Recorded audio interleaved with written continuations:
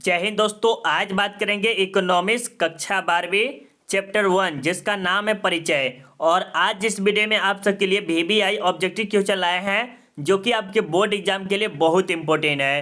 तो आप इस वीडियो को शुरू से लेकर अंत तक जरूर देखिएगा। अब चलिए मैं यहाँ से स्टार्ट करते हैं। उससे पहले मेरे दोस्त, अभी तक आपने चैप्टर 1 का main theory plus subjective question नहीं देखे हैं तो जाके जरूर देखिएगा, जिसका लिंक आपको आई बटन में या तो वीडियो के डिस्क्रिप्शन में जाके देख सकते हैं। वहां से अगर वो दोनों वीडियो देख लेते हैं तो आपको ऑब्जेक्टिव में थोड़ा मोड़ा कम दिक्कत होगा। तो पहले वो वाले वीडियो देख लीजिए, तब ये देखिएगा तो आपको अच्छा समझ में आएगा। अब चलिए हम स्टार्ट करते हैं। और अभी तक आपने चैनल को सब्सक्राइब नहीं किया, सब्सक्राइब कर लीजिए। अगर PDF चाहिए तो टेलीग्राम ज्वाइन कर लीजिएगा, जिसका लिंक आपको वीडियो के डिस्क्रिप्शन में मिल जाएगी। अब चलिए हम यहाँ से स्टार्ट करते हैं। और आपको क्या करना है, इसमें टोटल प्रश्नों की संख्या 25 है और आपको ये करना है कि 25 प्रश्न का उत्तर आपको कमेंट में करते हुए चलना है ताकि आपका प्रैक्टिस हो सके। अब चलिए हम यहाँ से कलर चेंज कर लेते हैं। चलिए अब आपका कलर चेंज भी हो गया। अब यहाँ से 1 नंबर से स्टार्ट करते हैं। यहाँ पर 1 नंबर में क्या लिखा है, उत्पादन संभावना वक्र मूल बिंदु की ओर उन्नतोदर होता है। चूंकि इसमें जो आपका राइट आंसर आपका होगा डी होगा। क्या होगा, डी। इसमें आपका सही ए भी नहीं है, बी भी सही नहीं है और सी भी नहीं सही है। आपका बिल्कुल ही राइट आंसर डी होगा। ये सब नहीं होता है, ठीक है। चलिए अब चलिए आपके सामने सेकेंड नंबर प्रश्न है। और सेकेंड नंबर में क्या दिया हुआ है, उपभोक्ता के इष्टतम बिंदु पर बजट रेखा। बजट रेखा कैसा होता है, एक्स वक्र को काटती है। यहाँ से ऐसे एक्स वक्र को काटती है और एक्स वक्र को स्पष्ट करती है। एक्स वक्र को स्पष्ट नहीं करती है, इनमें से कोई नहीं है। तो इसका राइट आंसर क्या होगा, तो इसका राइट आंसर क्या होगा, सी होगा। ये जो एक्स वक्र को स्पष्ट नहीं करती है, ठीक है। तो इसका राइट आंसर सी होगा। अब चलिए आपके सामने यहाँ पर 3 नंबर प्रश्न है कि अर्थशास्त्र के पिता कौन है। यहाँ पर अर्थशास्त्र गलत लिखा हुआ है, लेकिन कोई दिक्कत नहीं, आप समझ सकते हैं कि अर्थशास्त्र के पिता कौन है। तो इसका राइट आंसर आपका जो होगा बी होगा। क्या है, एडम स्मिथ है जो कि अर्थशास्त्र के पिता है, ठीक है। फादर ऑफ इकोनॉमिक्स ये भी समझ सकते हैं। तो एडम स्मिथ है। ये बहुत ही ज़्यादा MVBI है, इसे बहुत ही जल्दी आप याद कर लेंगे और आपको याद भी हो गया होगा। चलिए अब आपके सामने 4 नंबर प्रश्न है कि यहाँ पर कह रहा है कि अर्थशास्त्र चयन का तर्कशास्त्र है। किसने कहा था, ये जो अर्थशास्त्र है वह चयन का तर्कशास्त्र है, किसने कहा था, इसके बारे में बताइए राइट आंसर क्या होगा। तो इसका बिल्कुल ही राइट आंसर क्या होगा, रॉबिन्सन होगा। क्या होगा, रॉबिन्सन। इसका सी बिल्कुल ही राइट आंसर होगा। इतना कमेंट करते हुए चलिए, जो मेरे से हो रहा है वो हम आपको सजाते हुए चलते हैं। जो नहीं हो रहा, हमसे जितना भी हो रहा है हम आपके लिए उतना कर रहे हैं। और आपसे का एक फर्ज बनता है कि लाइक और शेयर जरूर कीजिएगा, क्योंकि इतना मेहनत आपसे के लिए करते हैं तो बनता है, ठीक है। एक बात और समझ लीजिए, अगर आपको क्लास 12 का ऑल नोट्स चाहिए जिसमें मॉडल पेपर क्वेश्चन में सभी के सभी ऑल टू ऑल मिलेगा, सभी सब्जेक्ट का, तो आप हमें इस नंबर पर संपर्क कर सकते हैं, जिसमें आपको बहुत ही कम दामों में मिल जाएगा। ये कोई पैसा नहीं लिया जा रहा है, बस आपको PDF का चार्ज लिया जाता है। अगर आप लेना चाहते हैं तो ले सकते हैं। चलिए अब आपके सामने 5 नंबर प्रश्न है। और यहाँ पर कह रहा है कि किसने कहा अर्थशास्त्र धन का विज्ञान है। किसने कहा अर्थशास्त्र जो है इकोनॉमिक का, मतलब पैसा वैसा नहीं होते। इकोनॉमिक्स में क्या खास कर पढ़ते हैं, पैसा के बारे में कि कहाँ से किधर करे, मतलब ट्रांजैक्शन के बारे में बताया जा रहा है कि कैसे पैसा कमाया जाता है। इन सब के बारे में आप ज़्यादा खासकर इकोनॉमिक्स से पढ़िएगा। तो यही कह रहा है कि अर्थशास्त्र धन का विज्ञान है, किसने कहा था। इसमें आपके ऑप्शन में है Robinson, Marshall, Adam Smith, JK Mehta. इसका राइट आंसर क्या होगा, फटाफट बताइए।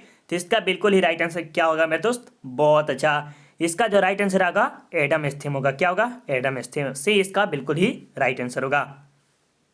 चलिए अब आगे चलते हैं। देखिए अगर आपको समझ में नहीं आ रहा तो एक काम आप कर सकते हैं, ठीक है। क्या करना है, सबसे पहले आपको फुल एक्सप्लेनेशन वाला थ्योरी देखना पड़ेगा। क्या करेगा, मेन थ्योरी देखना पड़ेगा, जिसका लिंक आपको वीडियो के डिस्क्रिप्शन में मिल जाएगी। उसके बाद आप सब्जेक्टिव देख लीजिए, तब आपको ऑब्जेक्टिव में थोड़ा मोड़ा कम दिक्कत होगा। और सब्जेक्टिव में आपको 15 सब्जेक्टिव कराए हुए, जिससे आप 10 नंबर प्लस उठा सकते हैं। चैप्टर 1 का सब्जेक्टिव 15 में कराए हैं, 15 को सब्जेक्टिव कराए हैं, जिसमें आप 10 नंबर आसानी से उठा सकते हैं। तो जाके जरूर देख लीजिएगा पहले वो वीडियो, ठीक है। चलिए अब 6 नंबर देखिए, सबसे पहले माइक्रो शब्द का प्रयोग किसने किया। सबसे पहले माइक्रो शब्द का प्रयोग किसने किया था, मार्शल, केन्स, रेगनर, फ्रिश या बोलेंडिंग। तो इसके राइट आंसर क्या होगा, इसका जो राइट आंसर होगा रेगनर। फ्रिस ने किया था। इसका याद रखिएगा किसके नाम से, माइक्रो, क्या नाम है, माइक्रो के नाम से याद रखिएगा, रेगनर फ्रिस। इतना याद रखिएगा तो आपको याद हो सकता है, बाकी चीज़ को गोली मारिए, आपको सिर्फ रखना है माइक्रो किसका नाम था, रेगनर का, जो निगरा निगरा के चलता था। ठीक है, चलिए अब यहाँ पर आपके सामने 7 नंबर प्रश्न है और 7 नंबर में कह रहा है कि अर्थशास्त्र मानव कल्याण का विज्ञान है।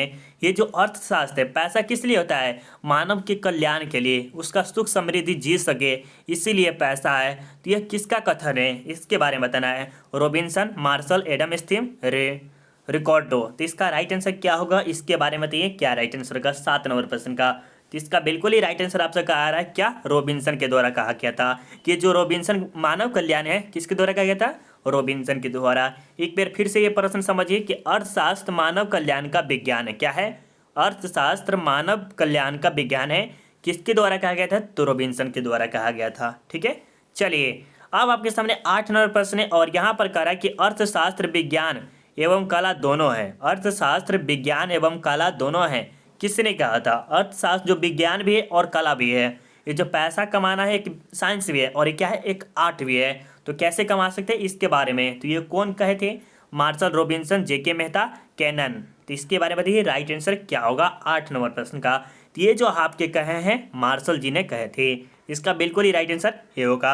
आपको याद रखना है विज्ञान और कला से, कला नाम क्या है, मार्शल का। ठीक है, याद रखिएगा। अगर आप क्लो करते हैं जैसे किसी ऑब्जेक्टिव को, देखिए अगर आप किसी ऑब्जेक्टिव को किसी के साथ इंक्लूड कर देते हैं तो आपको आसान करने में, मतलब याद करने में बहुत ही आसानी मिलती है। जैसे रावण कमर ये फलना चिला कुछ भी मिला के उसे करते हैं, ठेठी भाषा में कैसे भी करिए, अपने लैंग्वेज में मिलाइए, आपको बहुत ही अच्छा रिजल्ट मिलेगा। ठीक है, चलिए यहाँ पर देखिए अर्थशास्त्र एक वास्तविक विज्ञान है, रियल साइंस है, यह किसने कहा था, इसके बारे में बताइए। तो ये जो आपके मार्शल है, रॉबिन्स है, केन्स है, जेके मेहता है। तो इसके बारे में बताना है 9 नंबर का राइट आंसर क्या है। तो ये जो बोले हैं रॉबिन्स जी ने बोले, किसने बोले, रॉबिन्स। इसका बिल्कुल ही राइट आंसर बी होगा। अब चलिए आपके सामने 10 नंबर प्रश्न है और 10 नंबर में कह रहा है कि आर्थिक क्रियाओं के अध्ययन के संदर्भ में अर्थशास्त्र की 2 शाखाओं व्यष्टि और समष्टि निम्न में से किसके विभाजन किया है। एक बात याद रखिएगा, ये जो व्यष्टि है चैप्टर 1 मतलब पार्ट 1 बुक का नाम है, और ये जो समष्टि देख रहे हैं ये बुक 2 का है, ये बुक 1 का है। ये जो बुक 1 का ही पढ़ रहे हैं जो कि व्यष्टि अर्थव्यवस्था है, ये बुक 1 का ही प्रश्न आप देख रहे हैं। और ये समष्टि जो है आपके आगे आएंगे, जिसमें पूंजी उजी के बारे में ज़्यादा खासकर डिटेल में आप जानेंगे, कैसे उसे पैसा उससे कमाया जाता है, इन सब के बारे में आज ज़्यादा खासकर डिटेल में जानेंगे। बट अभी ये प्रश्न को देखिए अच्छे से, आपको समझ में आएगा तो आपके लिए और आगे आएगा वीडियो। तो 10 नंबर राइट आंसर क्या होगा, तो इसका भी राइट आंसर क्या होगा, रेगनर फ्रिस होगा। ठीक है, चलिए बहुत अच्छा। अब आगे चलिए 10 नंबर बाद 11 नंबर में देखिए माइक्रोज, जिसका अर्थ होता है छोटा। माइक्रो देखे हैं, माइक्रोकॉन्ड्रिया देखे ना, जब क्लास 10th में पढ़े हुए थे तो सुने हुए थे कि दही को अगर देखते हैं तो क्या मिलता है, बहुत ही इसमें पिलो वाला होता है। तो उसी प्रकार की जो छोटा होता है, सही बात है, वो कौन सा शब्द से है, जर्मन से, अंग्रेजी से, ग्रीक या अरबी से भाषा से लिया गया है। ये जो माइक्रोज लिया है तो ये जो आपका है ग्रीक भाषा से लिया गया है, कैसे से, ग्रीक भाषा से। याद रखिएगा सी इसका बिल्कुल ही राइट आंसर है। चलिए सामान्य कीमत स्तर का अध्ययन किया जाता है, सामान्य कीमत स्तर का अध्ययन किया जाता है किसके द्वारा, फटाफट बताइए इसका किसके द्वारा किया जाता है। ये जो सामान्य कीमत के बारे में किया जाता है वो समष्टि अर्थव्यवस्था में किया जाता है। इसका बिल्कुल ही राइट आंसर बी होगा। ये प्रश्न आपको दूसरे बुक से लिया गया है इसके बारे में। चलिए अब आगे चलते हैं। यहाँ पर आपके सामने 13 नंबर प्रश्न है कि व्यष्टि अर्थव्यवस्था के अंतर्गत निम्न में से किसका अध्ययन किया जाता है। तो इसमें जो किया जाता है, अध्ययन किया जाता है, व्यक्तिगत परिवार के बारे में भी किया जाता है, व्यक्तिगत उद्योग के बारे में भी किया जाता है, व्यक्तिगत धर्म के बारे में कहते हैं, इनमें से सभी, मतलब कि एक व्यक्ति का ही परिवार के बारे में, परिवार में क्या होता है, एक व्यक्ति का होता है। उद्योग जिसमें अपना फायदा हो, मतलब कि एक अपना ही बना लिए, जैसे कोई बड़ा सा कारखाना नहीं खोल सकते, छोटा छोटा फार्म, मतलब कि मुर्गा फार्म हो गया, ये सब फार्म, जैसे बकरी फार्म, ये सब कर सकते हैं। ये इसका राइट आंसर जो आपका हो सकता है क्या होगा, डी होगा। 100% ये इसका राइट आंसर डी होगा। अब चलिए आगे चलते हैं। यहाँ पे 14 नंबर पे कह रहा है कि आर्थिक समस्या मूल्यतः किस तथ्य है की समस्या है। आर्थिक समस्या जो होती है वह किसका समस्या होती है, चुनाव की समस्या की होती है, किसकी, चुनाव की समस्या की होती है। इसका राइट आंसर ए होगा। चलिए अब आपके सामने 15 नंबर प्रश्न है कि निम्न में से किस अर्थव्यवस्था में निजी क्षेत्र एवं सार्वजनिक क्षेत्र का सह अस्तित्व होता है। क्या होता है, सह अस्तित्व होता है। तो इसका राइट आंसर बताइए। निजी और क्या है, सार्वजनिक, दोनों बताना है। तो ये मिश्रित अर्थव्यवस्था में होता है, या पूंजीवादी अर्थव्यवस्था में, या समाजवादी अर्थव्यवस्था में, या इनमें से कोई नहीं। तो आपको बता दें मेरे दोस्त, इसमें दोनों का दोनों होता है, ये जो आपकी मिश्रित अर्थव्यवस्था होती है। जैसे निजी में हो गया आपको एक चीज़ हो गया, और सार्वजनिक में हो गया एक अलग। तो इसमें जो मान सकते हैं पूंजीवादी मान सकते हैं, एक वादी मान समाजवादी मान सकते हैं। कैसे, देखिए यहाँ पर लिख सकते हैं, निम्न में से किस अर्थव्यवस्था में समाजवादी एवं पूंजीवादी दोनों के दोनों सह अस्तित्व आते होता है। तो ये आपकी मिश्रित अर्थव्यवस्था है। ठीक है, राइट, याद रखिए आगे। चलिए अब यहाँ पर देखिए 16 नंबर प्रश्न में कि एक समाजवादी अर्थव्यवस्था का मुख्य उद्देश्य क्या होता है। एक समाजवादी अर्थव्यवस्था का मुख्य उद्देश्य क्या होता है, ये बताना है। तो मुनाफा कमाना, अधिकाधिक उत्पादन करना, आर्थिक स्वतंत्रता, अधिकतम लोक कल्याण। तो इसके बारे में बताइए, समाजवादी में कल्याण होगा कि नहीं होगा, इसके बारे में बताना है। तो इसमें जो होता है समाजवादी में ज़्यादा खासकर आप देखिएगा तो अधिकतम लोक कल्याण, लोगों को कैसे कल्याण किया जाए, किस तरह से पैसा वैसा दे के किस तरह से गरीबी हटाया जाए, इससे किया जा सकता है। ठीक है, तो इसका राइट आंसर डी होगा।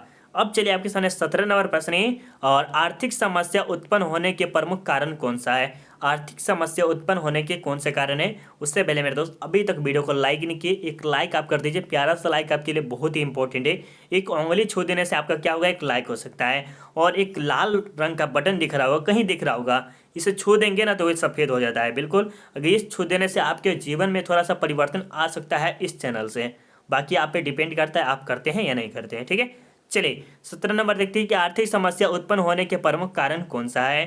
तो ये जो है असीमित आवश्यकताएं होते हैं, असीमित आवश्यकताएं, दुर्लभ साधन, चुनाव की समस्या, इनमें से सभी। मतलब कि आर्थिक समस्या जो है वो सभी प्रकार की होती है। गांव समाज में देखिएगा तो किसी के पास खाने के लिए नहीं होता है, तो चुनाव की भी समस्या होती है, दुर्लभ की समस्या होती है, असीमित संसाधन की आवश्यकता की कमी होती है। तो इसका राइट आंसर जो होगा आपका डी 100% सही होगा। ठीक है, अब चलिए 18 नंबर प्रश्न है कि उत्पादन संभावना वक्र ढाल होता है। उत्पादन संभावना वक्र ढाल होता है, वह कैसा होता है। तो इसका जो आपका होता है ऋणात्मक होता है, या धनात्मक होता है, या बाएं से ऊपर से बाएं जाता है, या इनमें से कोई नहीं। तो इसका जो आपका होता है ऋणात्मक होता है। उत्पादन संभावना वक्र होता है वो कैसा होता है, ऋणात्मक होता है। धनात्मक मतलब बढ़ना, और ऋणात्मक मतलब नीचे आना। ठीक है, चलिए अब यहाँ पर देखिए 19 में ये आपको प्रश्न समझना है तो आप सब्जेक्टिव देख सकते हैं, उसमें आपको अच्छा से समझाए हुए हैं। किसमें, सब्जेक्टिव में। अगर आप सब्जेक्टिव देख लेते हैं उसमें आपको अच्छा से समझ में आ जाएगा ये वीडियो। चलिए अर्थव्यवस्था की केंद्रीय समस्या कौन सी है। आपको ये भी बताए हुए कि अर्थव्यवस्था की केंद्रीय समस्या क्या है, जब आपको मेन थ्योरी कराए थे जो कि आपके एनसीईआरटी बुक है उसके द्वारा आपको समझाए हुए थे। और समझिए तो इतना बेहतरीन समझाए हुए हैं कि अगर आप वीडियो देख लेते हैं तो आपको इकोनॉमिक्स से चैप्टर 1 से कम आप 10 से 15 नंबर उठा सकते हैं 3 वीडियो देखने के बाद। Full explanation plus subjective plus MCQ, तो आपको 10-15 उठा सकते हैं। ठीक है, तो इसका राइट आंसर क्या है, अर्थव्यवस्था की केंद्रीय समस्या कौन सी है। तो क्या उत्पादन हो, कैसा उत्पादन हो, उत्पादित वस्तुओं का वितरण कैसा हो। तो इसका राइट आंसर डी होगा। ये क्या होता है, ये क्या होता है, ये क्या होता है, इसके बारे में भी डिटेल में बताए हुए हैं। ठीक है, जाके जरूर देखिएगा।